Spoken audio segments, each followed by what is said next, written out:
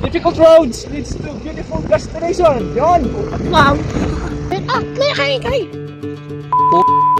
Yan, kasi nakatanda dalawa. On the way to Maribeles, to Lucky Beach, via land travel. May yung I-125 lang ang gamit, tol. Let's go.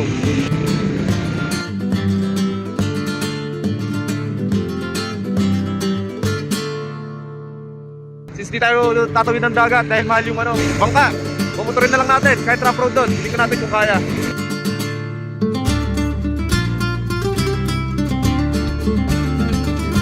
Guys, napaka-solid talaga dito. Sa camera hindi mo masyadong ma-appreciate, pero pag nandito ka sa personal, ay grabe, parang painting. Naka-medit sa bungad. Tignan nyo to, ito yung tinatawag na lang Batanes of the West. Woo! Forma!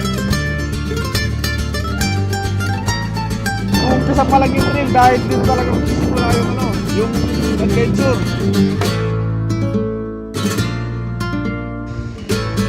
Akala ko yung Cotoman dito. Pagkabakal kami dito, mahihirapan to sigurado. Baka umusak yung clutch line. Oh, kaya mo? Hindi pala kaya, guys. Okay. Kontrolan mo eh. Ang taas na nito. Ha, solid. Oh, kakapagod pero sulit to pag narating na namin yung pinaka-Lucky Beach. Siraan pa. Putol yung bracket. Ay, tali-tali na lang. Adventure pa more. Hey, video ay lang. Sapat na. Woo! Set! Ganda!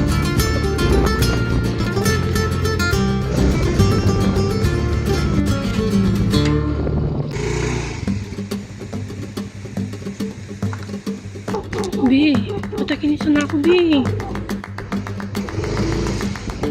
Sa wakas, nakarating din. Napakasolid na trail yung dinaanan namin. Biruin mo, Mio. Tinrail namin.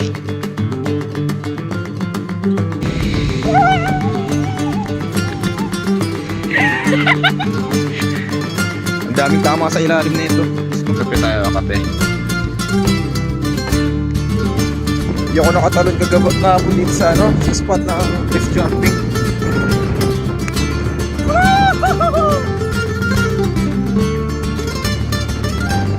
Lakas kasi ng alon.